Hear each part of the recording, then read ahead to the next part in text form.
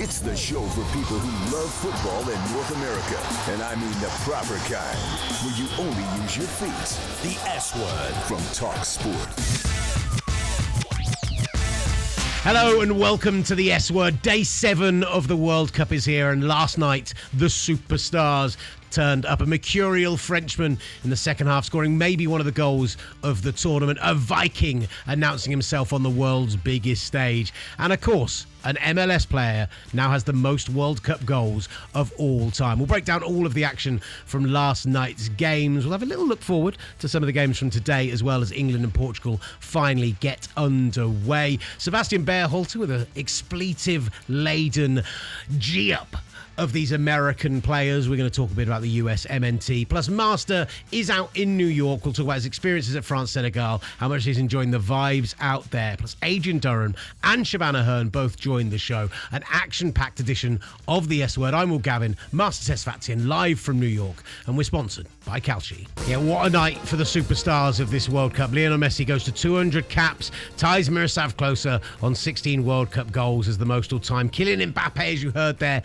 becomes France's all-time leading goal scorer, now on 58 goals for his country and 14 in 15 World Cup games. Messi, that record ain't lasting. And Erling Haaland, a brace on his World Cup debut. And I just, on that point, and this is, I was looking into these performances this morning, Master. Erling Haaland scored the first Norway World Cup final goal in 10,220 days, in 28 years. The last time Norway scored a World Cup goal, Erling Haaland wasn't to be born for another 759 days. He hasn't seen Norway score a World Cup goal in his lifetime, and then he gets a brace on his debut. Sensational stuff. And I said it at the very top of the show, Master. I'd love your thoughts on this, because for me, yes, we've had a brilliant week of football. There's been so many great stories. There's been so much great things to lift it. We can ignore the format being bloated and everything else and leave that in the past. It turns out we were wrong on that. Maybe. Who's we? Let's wait. Who's we? Apparently the Europeans, You speaking French according again? to you. Apparently the Europeans, according to you. Yeah, that's true. That's true. But there is something very special, and something when I think back to my World Cup memories of my early World Cups, whether it was Bebeto in 94, whether it was the Zidane and that France team in 98, when those superstars turn up, when the guys that the kids play with on FIFA, when the guys that are on the Mount Rushmore to my side on the background back here, when those guys turn up, it really sets the tournament alight. It does, and it couldn't have happened again at a better time. Coming off the momentum with USA Paraguay and going to that France-Senegal match and seeing all the Kylian Mbappe kits that you saw all across MetLife Stadium. When I'm hanging out with Jared McCain at the USA Paraguay match, one of the few players he knows is Erling Haaland. And of course, everyone across America at this point knows the MLS legend that Lionel Messi is. So in terms of getting the mainstream, the broad, the general fan, the perspective of the young kid who's experiencing their first ever World Cup, to see all three greats, Kylian Mbappe, Erling Haaland, Lionel Messi, deliver match after match after match, all in one day, Will. All in one day. I think that's what made it special and made it such a special day and a special moment in World Cup history. For all three of these players to deliver for their nations consecutively in one match day. It truly was a spectacle in which I'll never forget in terms of one of my favorite World Cup moments. And I'm sure there's plenty of kids around that feel the same way. Seeing Kylian Mbappe, even though through those first 65 minutes, it didn't seem like there was going to be much delivered from him. And once again, we forget when he's on the French team, he tends to say his best performances for the fourth quarter. For the fourth quarter, Will. Erling Haaland. I have a stat I'm trying to find right now. And hopefully I can find it in my messages. But Erling Haaland, bro, he finds a way when he's making a debut on a new stage, on a brand new stage for the first time. He finds a way to make his presence felt. And he did that, of course, in his first World Cup match ever. And Lionel Messi grabbing a hat trick there. It was a great way to cap off an amazing day. I want to break down each of those performances. On Haaland, fewest touches in the first half versus any other player.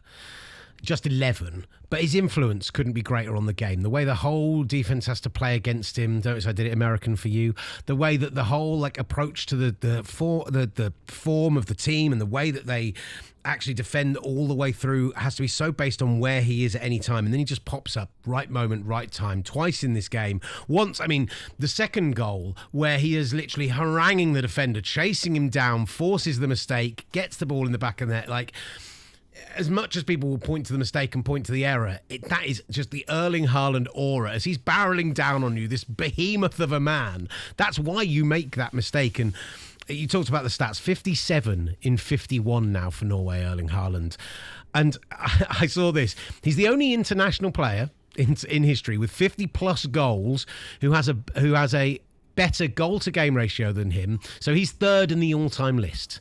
The other two are England pre-war legend Vivian Woodward and a guy who played for Denmark in the 1920s. 57 in 51, I don't care who the opposition is, I don't care about Nations League or friendlies or anything else. That's an insane record to have. He is something special. I'm so glad he gets to do it finally on the biggest stage. Yeah, and as I was mentioning, Erling Haaland, when he makes his debut on different stages, he shows up in a major way and makes his presence known.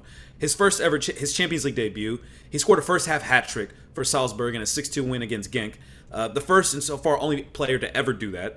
His Bundesliga debut, he debuted for Dortmund. He scored a hat trick in his first 23 minutes as a substitute. When he made his debut in Man City in his preseason, only in 12 minutes he was able to score a goal as well. His Premier League debut, he scored a brace against West Ham.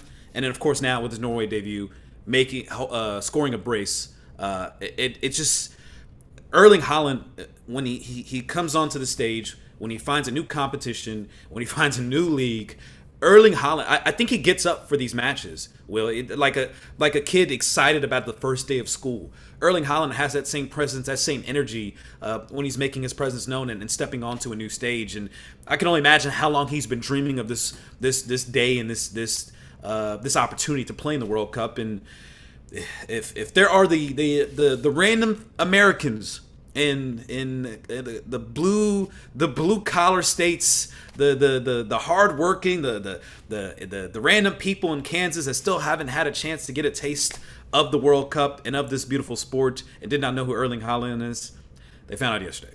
You got to be there at MetLife Stadium. You talked about it from that perspective, but talk to us about travelling, talk to us getting there, talk to us about, what the whole vibe was, because I think it's, hearing you talk about going to a USMNT game is one thing, but when it's these two nations playing in New York, I'd love to get your perspective.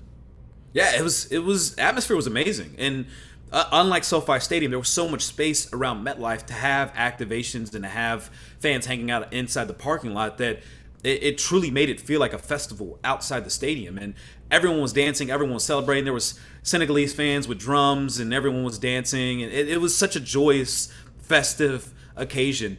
It was very common to see French fans having Senegalese flags and French flags in both hands, celebrating both nations, obviously, as part of the Francophone experience. As you just mentioned, there's so many players with ties to Senegal on both sides of the coin that it truly made it feel like a united experience. Though I did get on Zito, though. Our friend Zito, I bumped into him outside the match, and obviously he's an African supporter through and through.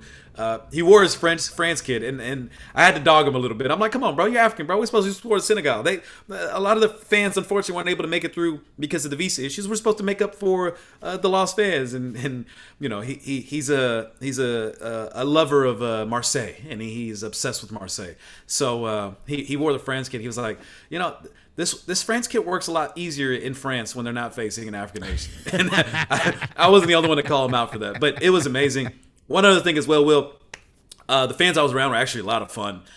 One person in particular, I don't know how it got to this point, and hopefully we can have him on the show here at some point this weekend. There was a 10-year-old French fan that was sitting behind me that, if you think I had a motor mouth and I talk a lot of trash, this 10-year-old kid had me. It was the funniest experience I've ever had at a World Cup match.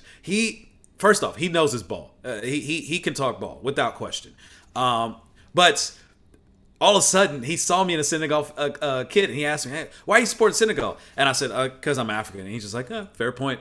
And then after that, he just started trolling me the entire match, and we were giving some good banter back and forth between France and Senegal. Come to find out, obviously his father was sitting right next to him.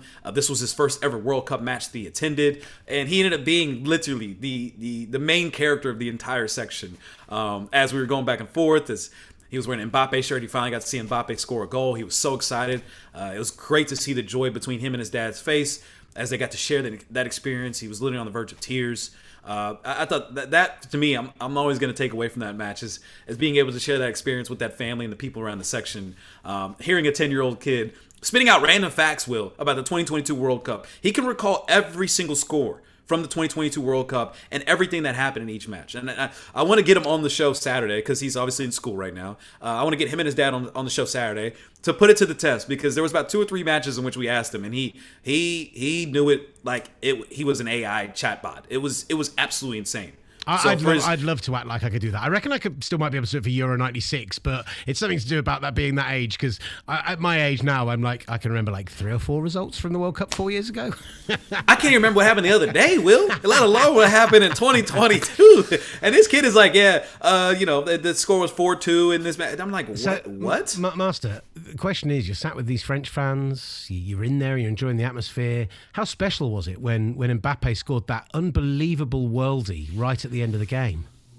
You know what, man? It was so special. I got to share with all the French fans that were also exiting MetLife Stadium because the traffic is absolutely insane at that stadium. And once they were up 2-0, I left in the 86th minute, so I missed the last 2 goals of the match. And you know what? The Mbappe worldie. You are over there getting to enjoy this experience, getting to the privilege of being there in a stadium, and you left early, what? Because you were going to take an hour longer in traffic, because you were going to miss the second half of Norway-Iraq. Like, come on. You can't leave games early. It's a sin. It's a cardinal sin. I appreciate the sport. I appreciate the game. I also respect and know how difficult it is to get out of MetLife. I experienced it at the Club World Cup. What did you have to do? Where'd I have to be? Bro, yeah. I had to go watch the next match. Norway, Iraq. I had to go meet up Stefano, actually. And we only had an hour to wait because if not, they were going to give up our tables at the bar that we were at. So we had to rush. We had to rush out of there. And guess what? It ended up being an amazing time at that pub. We got to catch Norway, Iraq together. We got to catch Algeria together. We haven't even gotten into Messi and the red card yet. We haven't even had a chance to discuss that. Around here, we only use the F word. talkSPORT presents the S word. No cuss words here. Just 2 hours of full-on football dialogue. every day. talkSPORT presents The S word. I want to talk about the American influence coming up shortly, but first, Lionel Messi. Sensational performance last night, hat-trick, and, we are completely out of superlatives to describe this guy at this point, right? 200 appearances, now up to 16 goals in World Cups, obviously won it last time out, he's won everything else there is to win under the sun. He is one of the all-time greats. You might have him on your Mount Rushmore, you might have him number 1 of all time, but one thing that has often been levied against him and Cristiano Ronaldo and other players of their very top ilk who FIFA want to see in these tournaments. You think about Cristiano Ronaldo not having his ban extend into the tournaments, for example, is that they maybe get a soft bat from FIFA. They maybe get a little bit of a leeway. And between his first and second goals last night, Lionel Messi had an incident where the back of his studs went down the back of a player's legs and they gave a free kick. No yellow card. No red card. Thoughts, Master? I love how you preface this by adding in the caveat of Cristiano Ronaldo. I did that just for Gabs on the other side of the glass, just to stick a dig in. And that's why I laugh, because this is... It absolutely is Gabs. Like this is not a Cristiano Ronaldo thing. This is not a Kylian Mbappe. This is a Lionel Messi thing. Okay, that should have absolutely been a red card for the simple fact that did not even get a red card. It didn't get a yellow card, and it didn't even go through VAR. Went through a VAR check is mind-boggling. How does Messi continue to get away with these massively controversial decisions on the World Cup stage? We saw it in 2022 time and time again, a record 5 penalties that Argentina received in the World Cup. We saw the handball situation against the Netherlands in the quarterfinals. The double touch penalty, that happened against France in the final. All of these revolved around Lionel Messi. And no one's disputing how great of a player Lionel Messi is. He's an absolute legend. But when these moments happen and the fans continue to see there is preferential treatment that Lionel Messi receives, it begs the question whether he is fairly treated compared to everyone else in the rule. And Will, you're the one that is Mr. VAR, Mr. IFAB, Mr. PGMOL. I'm okay? PGMOL, Gavin.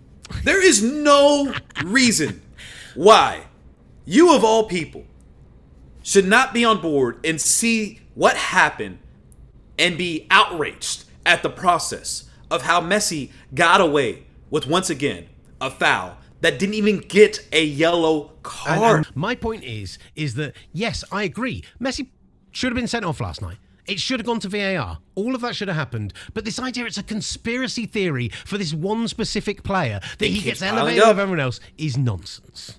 It keeps these situations continue to pile up. And look, the part where you agree, when it first happened, I thought maybe it was, a couple legs tangling, incidental contact. I'm going to give it a master term. It's an orange card. It's right in the middle. If you give a red, they're not going to overturn it. Don't give me that. Don't give me that. Don't give me that. They're not going to push it on. It's right in that area. And I'm saying if it was red card, I would have agreed with the decision. Thumbs up. Let's go on. But I'm saying that this is not a conspiracy theory of the rest of the world against Leo Messi. That's madness. With Kai Havertz, you said that was a clear red card, and Arsenal was very fortunate he was able to stay on the pitch. The sentiment you're having now for Lionel Messi is completely different. You've taken a completely different side on this, despite the fact that one of them went to VAR. One of them went to VAR, and the other one didn't. This one did not go to VAR. It should have gone to VAR. I said that as well. Stop arguing with me about the things I've agreed with you on and just focus on this is not a conspiracy theory against Lionel Messi. That's my point. Right, we need to move on. There's lots of other stuff for us to get to here. In fact, while we're having an argument back and forth, let's push USMNT till later in the show. Let's talk about your behaviour last night. How about that? Let's get into my behaviour. What did I do? Let's get into some of the messages that I was receiving on WhatsApp last night. Let's get into some of the videos that were being sent by friends of the show. Maybe not personal friends of mine. I haven't had a chance to meet Mike Ryan Ruiz yet. I think we'll be great buddies when we do. The last few days, we want to talk about conspiracy theories. Your whole anti-Europe against the rest of the world nonsense that you've been peddling left, right and centre, and somehow neither Max nor Flex challenged you on that in any way, shape or form. I was disappointed in them. I was disgusted in you. And then you're sending us videos. Have we got the video of him and Mike Ryan Ruiz? I want to see this. I want people to hear this because this is what I'm receiving from them out there enjoying a World Cup game.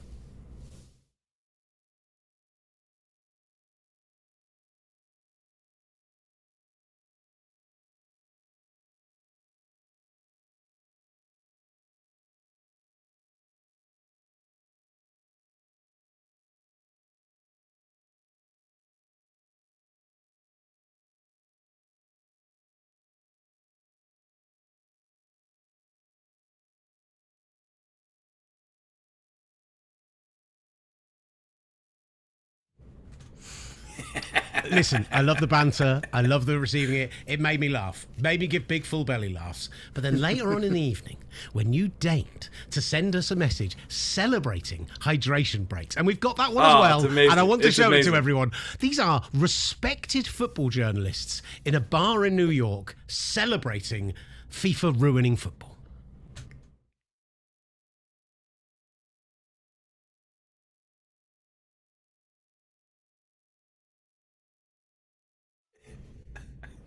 I could not be more disappointed in you, Master Tesfatio. And I've heard you talk about this over the last few days, and you and I have even talked about it a little bit as well. In fact, when we did hydration breaks last week at some point, I think you were rightly annoyed we were talking about that instead of football. And I was like, fair enough. Master, you're right. We should talk about the football.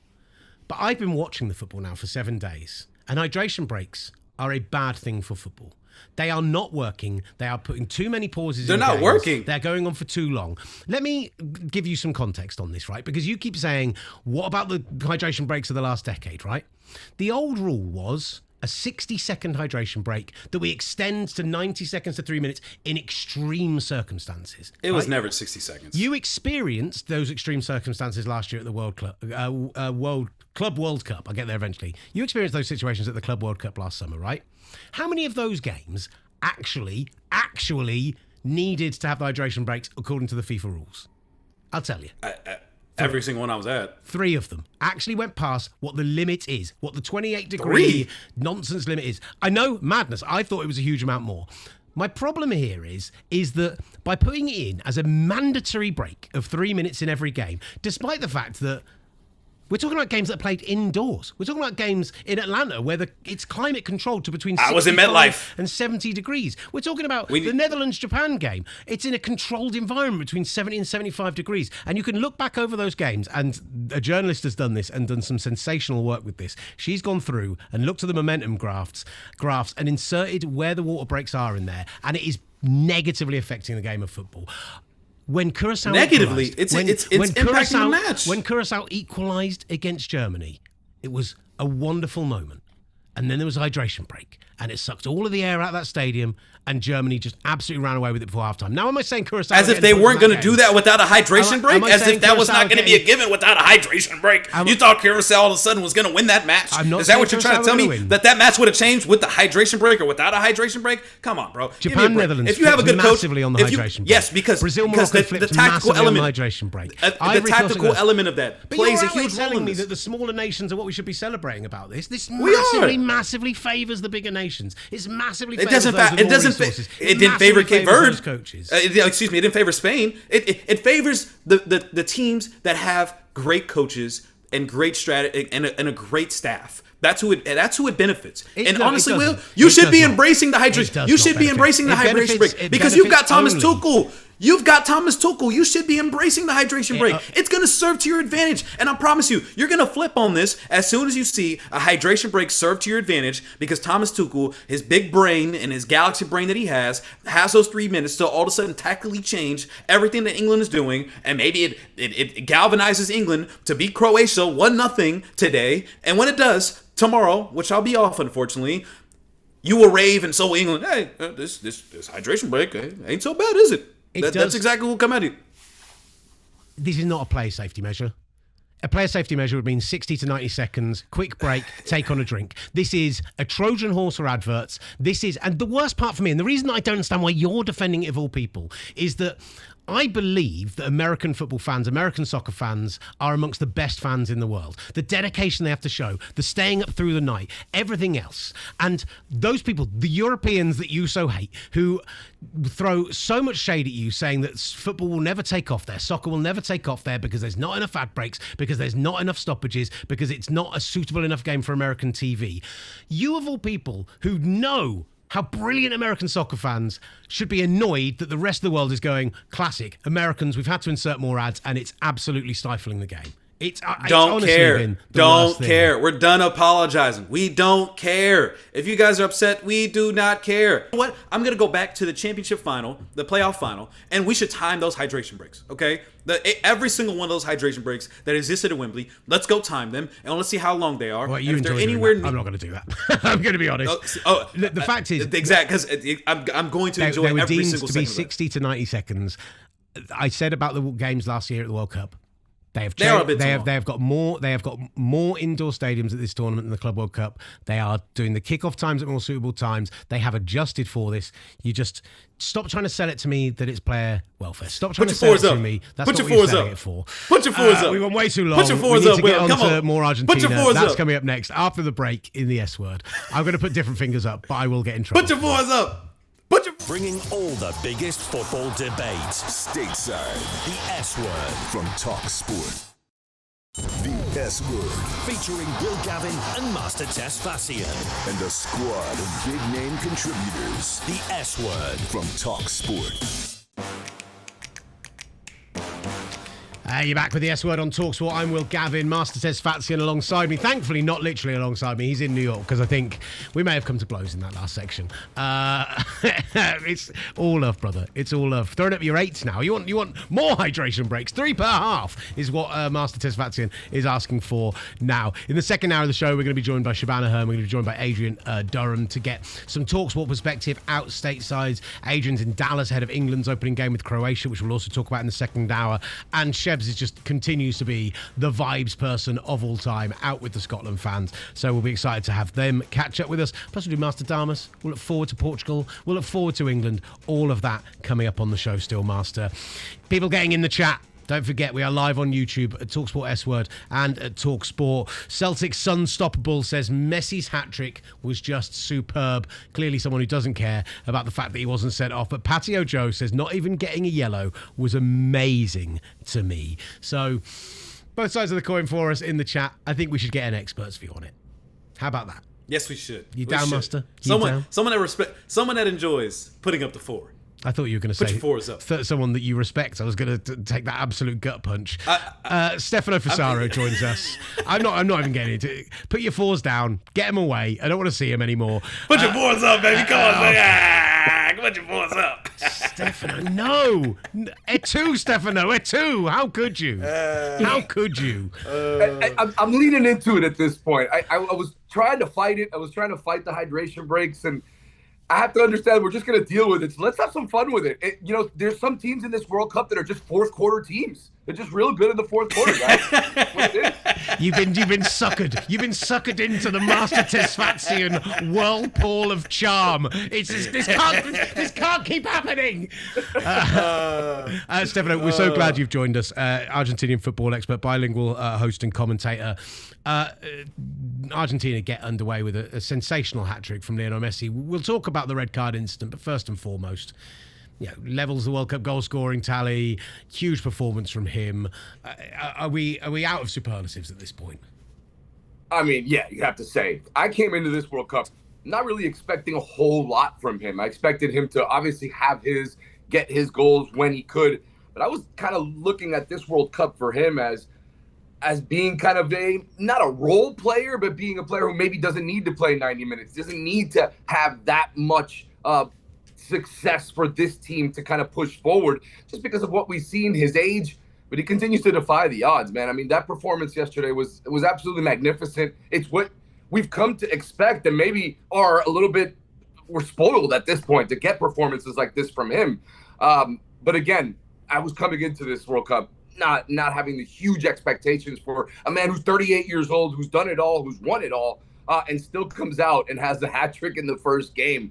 It is shocking, and it's fantastic to see that he, even at this age, he is still able to produce at this level and these type of performances. It's beautiful to see.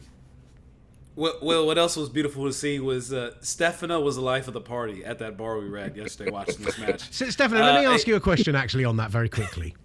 If Master and the boys had stayed till the end of the game and taken an extra half an hour, 45 minutes to get to you, would you have blamed them for it?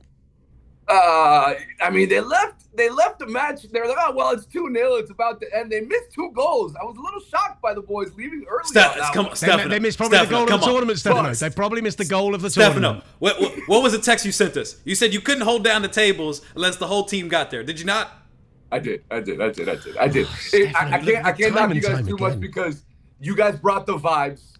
Everything was good for Argentina, so I can't knock it. You guys were here. We were all together. It was a beautiful thing. I won't knock you guys for leaving a game early and missing maybe the goal of the tournament, especially because we know how bad it is leaving New York, New Jersey Stadium. Or is that what we're gonna call it? Okay, fine. I'm cool with it. See, Will, we had the plan. There's a mall across the street from the stadium. We had the plan to just wait out traffic and go there, and we were gonna watch probably the first half of Norway Iraq there, maybe the whole game, and then go meet up with Stefano afterwards. But then the whole group was like, hey, we've got 4 of the friends there.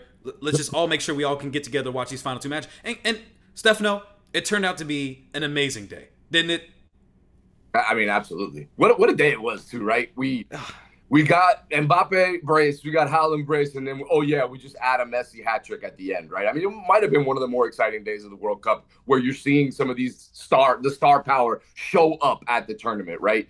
And then, man, when we're all together and it's a big watch party, you know how much fun it's going to be. You know how exciting it is. We had fans in that bar from everywhere. There was Colombian fans. They weren't even playing yesterday. Norwegian fans, Argentinian fans. Everyone started to trickle in. Of course, the Scots were there because the Scots are everywhere. Everywhere you look, there's Scottish fans, they've really won the World Cup right now so far. But yeah, man, look, it was fun. It's exciting. And it's the beautiful thing about the World Cup in the United States and in North America is that the vibes, even though some people want to knock it, you see the vibes walking in the street. You see the people, the fans, everyone looking at each other, everyone pointing. You know that this is a big deal, and you're seeing it now more and more. I feel like you just had to wait till this tournament got going to truly see the impact that it has, and all of the soccer fans and football fans that come out of the woodworks for the World Cup. It's beautiful. Listen, from Argentina's perspective, the result great, Messi hat-trick great. How are you all feeling about this idea that apparently FIFA have got some kind of conspiracy theory to keep Lionel Messi in the World Cup, to not send it to VAR? Apparently all of social media is telling me that this is one big global conspiracy to support Lionel Messi, and he should have absolutely been sent off. Oh, am I supposed to be shocked by everyone just calling this a rigged World Cup again? I've been dealing with this for a decade at this point, especially after the last World Cup. I mean, come on. I am tired of that nonsense. And actually, the cope of all of these people talking about this, everything is rigged. The cope is feeding me this morning. It's been a beautiful thing. I'm drinking those tears from all of the people talking about it. Look, should it have been a yellow card? Sure. But when you see that, the picture and the image that's going around social media right now, that still image, come on, we've been down this road before, how a still image does not tell the whole story of the foul. Could it have been a yellow? Sure. It's not a red card. It's never a red card. Let's relax on that. And no, there is no conspiracy. Let's get out of here with that nonsense. I'm over it. Stefano, you're talking my language. You're back on my side. We're friends again. It didn't go to VAR, Stefano. I mean, he said it could have been a yellow. It should have been a yellow. It didn't go to VAR. It could have been a Same officials. yellow. It should have been a yellow. The 5 penalties from the last World Cup, the handball Messi had, the double touch in the final with the same official that was officiating the match yesterday. I'm just saying, Stefano, there's something Did you know here. he had a Shout out to our friend hat? Chase. Did you know, Stefano, he had a tinfoil hat that he wears just to games? Oh, Will, I was showing Oh. I was showing the replay on my phone to the whole team. I'm like, hey, I think that's a red card, guys. You love a still image. You love a slow motion. Oh no, I showed the GIF. Trust me, I showed proper evidence. I showed proper evidence. And what is a gift? That's what they always say. That's what y'all always say. There's always proper evidence and all this, but nothing ever comes to fruition, man. Hey, get over it. Let's go. Keep the coke coming. I wonder why. It's beautiful. I wonder why. Stefano, but you, again, I want to get back to the vibes you were able to create in that bar, because, man, it really got packed out. Obviously, there's a bunch of bars in that area in Manhattan and around Midtown and Times Square. Argentina fans everywhere. This guy was leading chants, Will. Like, this guy was like, he was on it. And not, Will, you enjoy this much too. Not only that, as other Argentinian fans are chanting Messi, Mike and the rest of the crew are leading an MLS chant every single time Messi scored. An MLS player is the World Cup's leading all-time goal scorer. It's a wonderful place to be. What's your expectations for this tournament, Stefano? I mean, some people will probably say last night isn't a great yardstick for how to measure where you'll go, but should Argentina be happy with a semi-final? Is it win or bust? Where are you feeling right now? After winning the World Cup, it's tough to say semifinal and you'll be happy. Realistically, I came into this tournament with the expectations that, look, it's so difficult to go back-to-back. There are some aging players on this team. I was happy with the starting lineup. I was happy Otamendi doesn't start in this game because I feel like he's kind of past his time. I was happy Nico Gonzalez doesn't start this game. He comes off the bench, does have an assist. I think he's better at that in that role. Now, though, after that performance, you have to say, you start to believe again, right? You start to believe that this team has something special. They have that chemistry. And that's kind of what got them to that title in 2022, having that chemistry, being so together, having a compact midfield that have played together for so many years. And obviously Messi's heroics. You start to believe again now that there is a path here. It won't be easy, but there is a path here that if they continue to play like that, if you get a performance from Rodrigo de Paul like you just got, Enzo Fernandez, who was fantastic as well, if you get that kind of performance, look, this team, yeah, they can go all the way. They can get back to the final. And then when that happens, I mean, anything is possible. So like I said, I came in with not a lot of expectations. After that performance, you start to believe a little bit more. They know how to do it. They've done it before. And you can see them you see that confidence in that game and the way they played. And moving forward, they're going to run with that confidence out of this group and try to continue on to the knockout stage. Stefano, well, he's oozing with confidence. Yeah, he's got clearly. He's got the Argentina love. USA performed well. Argentina performed well. Yes. Like Stefano's just buzzing right now with the way he this got to World hang Cup's out with you in played a bar last night. Like, I mean, what a day for him. What a 24 hours for you. And now he gets to be on the S Word. Stefano, it started off rocky with you throwing up your fours, but we can all be friends now. Put your fours up. One last time. Put your fours up. Put your fours up, baby. Come on. I've already told Hydration you, break. Those aren't the fingers that are Hydration going up, break. but I'm not allowed to do that on camera. Thank you so much, the brilliant Stefano Fusaro joining the show. Thank you so much. Appreciate you. Around here, we only use the F word. talkSPORT presents The S word. But it's fair to say that if one person, well, no, do you know what? If one person from talkSPORT has owned this World Cup so far, and if one nation has owned this World Cup so far, because without them, there truly is no party. No Scotland, no party, no Shabana Hearn, no party. Joining us now, Shabana Hearn, welcome to the show. How are we doing? Hi guys. I'm sure a lot of your listeners would prefer no Scotland, no party, no Shabana Hearn. So thank you for welcoming me with open arms to this show.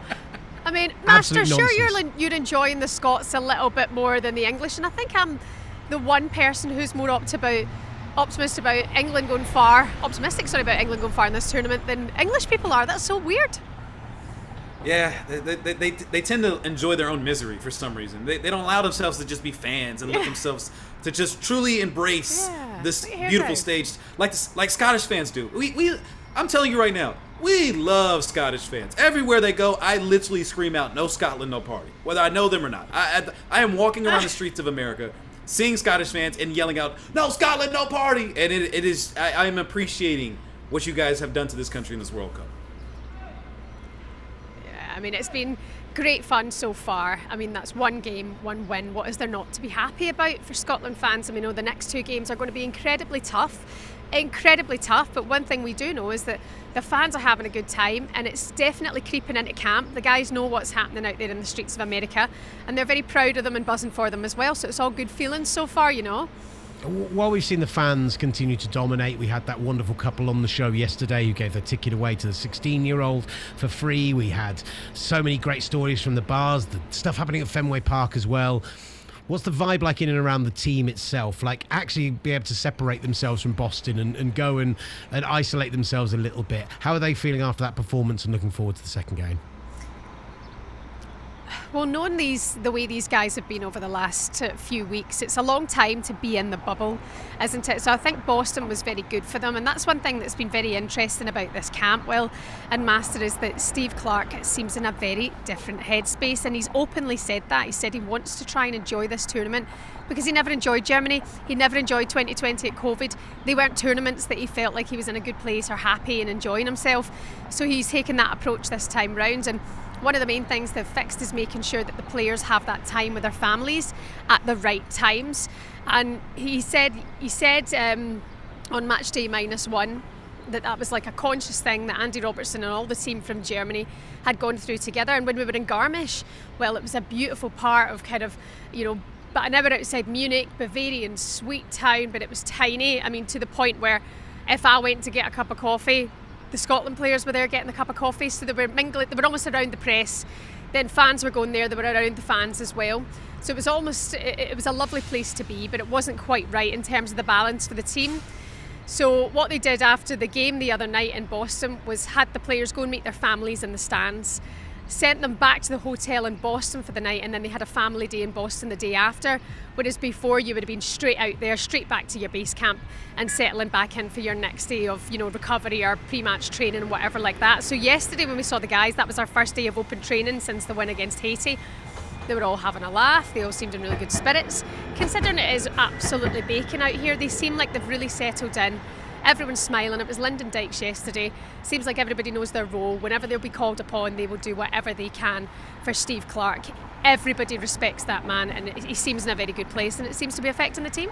But for me, Ben Gannon Doak is the one. He's our star man. He's got that bravery about him. He's got no fear. His pace is absolutely frightening. I think he's the one who we're going to be talking about for Scotland at this tournament.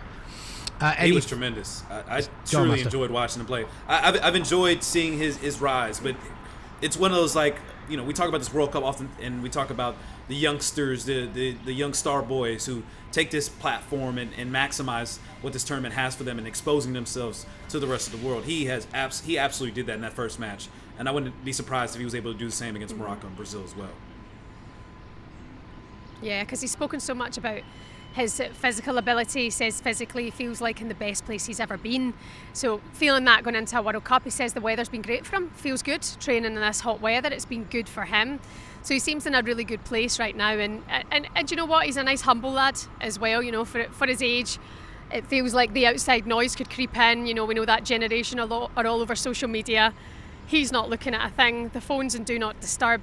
He's just trying to stay as focused as he can.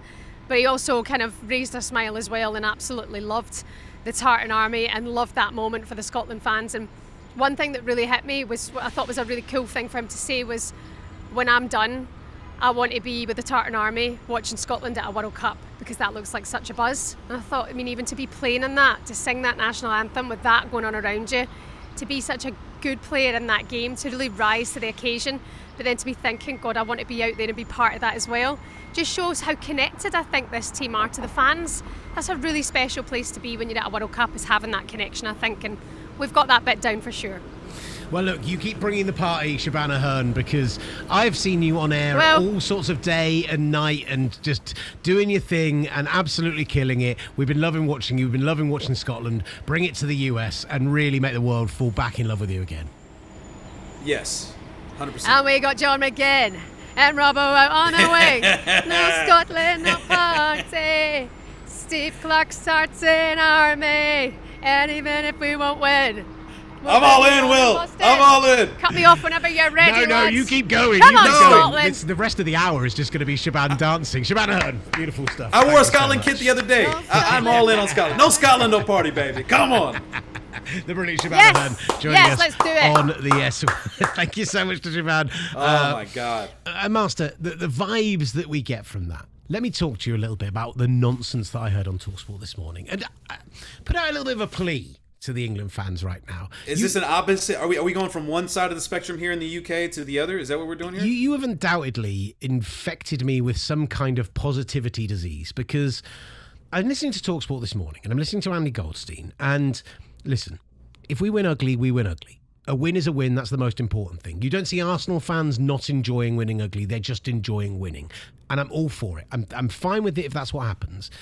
But what I heard on breakfast this morning, Master, was I heard Andy saying that he's happy winning ugly. If it's a 1-0 win, if it's a penalty, we've got the toughest game of all the seeds in terms of the team that we're facing, then fine. Let's just get the 3 points and move on with it. And then a caller calls up and says the following. Says, I'd rather win 1-0 through an ugly penalty. I'd rather win this game ugly, because if we win, say we put 4 or 5 past Croatia, say we have a performance like the USA had against Paraguay, and if the expectations get raised, and if the media starts saying it's coming home, and if the fans start to get, it's going to put too much pressure on the players, it's going to be too much, it's going to be, we need to just keep a level head. And I am here to say, after spending way too much time with Master, that this is the American tournament. This is the American reaction and behaviour. Let's just enjoy it. Let's just, if we put 4 past Croatia, let's absolutely revel in it. Let's say we've got Harry Kane, the best number 9 in the world. Last night we saw the superstars come out. We saw Mbappe. We saw Haaland. We saw Messi. We've got one of our own in Harry Kane. We can win this tournament. There's nothing I've seen from the other teams in this tournament so far that says we hands down can't win this tournament. And let's go and enjoy ourselves. Let's go and beat Croatia after they knocked us out in the semi-final, after they're a team who have dominated us previously. Let's go and beat them. Let's go and enjoy beating them, and let's truly just embrace being one of the great footballing nations in this tournament. Stop being pessimistic, stop writing it off, stop saying you're happy to win ugly, and let's go and properly beat this team. Come on, England! That's what I want from it. If every England fan sounded just like that, I promise you, it didn't sound like a bunch of cowards, I would be all in on this England team. If I would be all in on this England team. If everyone from England sounded like that, A nation that has a song called It's Coming Home and then pessimistically doesn't want to put pressure on their own team because of the success they're getting. I'm sorry. Like, pick a side. Let's just talk a little bit about the USMNT just quickly, because we've been talking about the positivity and the vibes and the approach from these teams, right? And it's interesting because it's an interview that Mauricio Pochettino did a few weeks ago with El Pais, where he's made these comments, where he's talked about having to take this American team and almost rebuild their spirit a little bit, almost make them remember what it is to be American. And he does say in there, and it's the grabby headline from it, that American sport is designed to reward losers, but he really he basically suggested that he had to go in there and remind them that confidence is important, to remind Americans that they need to believe in themselves is an astonishing thing to have to do. And actually, midfielder Sebastian Berhalter was asked about this yesterday during media availability.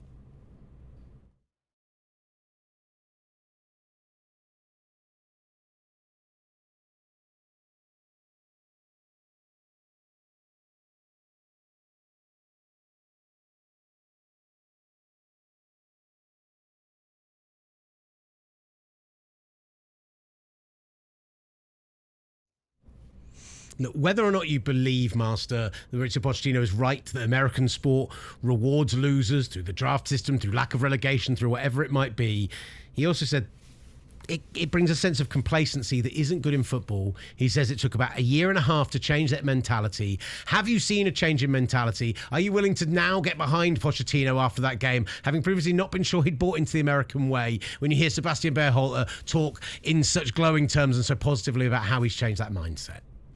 That's what I wanted to hear to begin with. And I was on board with Pochettino when the hiring first happened. But the distance that he had kind of created in terms of the messaging has been the problem, is that we're not hearing these kind of messages that he's providing to these players out publicly in these press conferences. And in fact, we didn't hear this from Pochettino. We actually heard it from Sebastian Berhalter. So it is refreshing to hear that specific message, because particularly in the sport, in soccer, we do lack the confidence. We do lack the bravado. We do lack the American essence and spirit that we see on other international stages, whether it is in basketball, whether it is in the Olympics, whether it is across the spectrum. We have that level of confidence and ability that we can beat whoever is on the other side and whoever the opponent is. Simply put, that same confidence, for whatever reason, has not always existed with the U.S. men's national team. It exists with the U.S. women's national team, but it doesn't exist with the men's national team. It's always been a kind of scrappy underdog, pull up your sleeves, grit it out. We're going to outwork people because of making up for other aspects of why the U.S. has lagged in the sport from the men's side. So for Pochettino to instill this belief and confidence into these players, I absolutely commend him for that. And I think he's absolutely right to a certain extent about, rewarding tanking that we see in other sports and rewarding losing, and even to the point where fans are rooting for their own teams in some professional leagues here in America to lose. Like that is a very toxic mindset that seeps into a fan base, seeps into a culture, and can have people believing that, losing actually is a good thing. And regardless of the sport that it is, that it's not a good thing. It's not a great thing. Regardless of how you are rewarded for it from the draft compensation perspective, it should always be about winning. And if that is what Pochettino is instilling into these guys behind the scenes, I am all for it. Again, I was only concerned with the messaging in which Pochettino was providing, which did not feel connected with the spirit and the bravado of America. That is the one thing I have been questioning Pochettino about, is if he has truly understood the American people. And the simple fact is you have Berhalter coming out and saying that specific statement, as I have been as brash and as arrogant and as full of bravado on the show day in and day out, displaying the American spirit that we are simply lacking, and I am trying to overcompensate for in this sport. It is great to see Pochettino understands and feels the same way. Listen, I'm not going to throw up the fours. It's never going to happen. But there's one thing you've said today a bunch of times that I truly believe is a wonderful sentiment. Stop apologizing. Yeah, stop it. Like, we're not here. We didn't come here on the stage. We didn't do all this work across whether it is the investment that went into the youth academies, whether it's the investment that went into the players that are currently existing, whether it's the failure that happened in 2018 of not making the World Cup, time and time again, the fans, the American Outlaws, all the fans that travel around, the people that have bought every single American shirt you could possibly think of, buying these tickets, people that have gotten on board, really supporting the sport, growing the sport in this country. we didn't come here to be apologists. We didn't.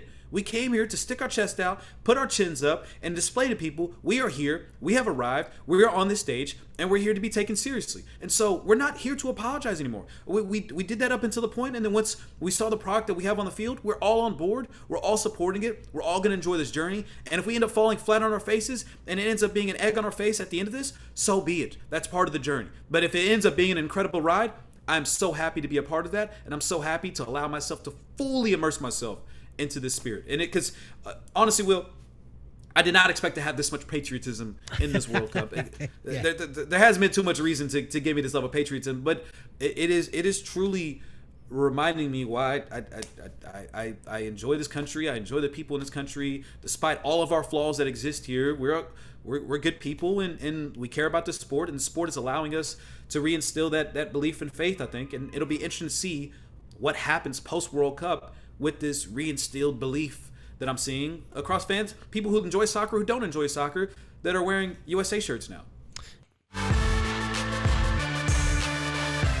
All right, that was the S Word, sponsored by Calci, Will Gavin, Master Test Fatsian. Thank you, as always, for joining us. Tomorrow, we'll react to Portugal and England getting their World Cups underway. Every team will have played by tomorrow, so we'll take a match day one assessment of who we think is going to win the whole thing. Plus, we'll look forward to the USMNT second game this weekend. And, of course, you can catch us on YouTube. You can catch us on Tubi. You can find us on Spotify and on Apple Podcasts, where we're now out as a video podcast as well. So please do go like, subscribe, leave us 5 stars wherever you watch the show. It really helps more people find us. In the meantime, thank you for tuning in. This has been the S Word. talkSPORT presents The S Word. Listen again and subscribe. Wherever you get your podcasts. And on the S Word YouTube channel.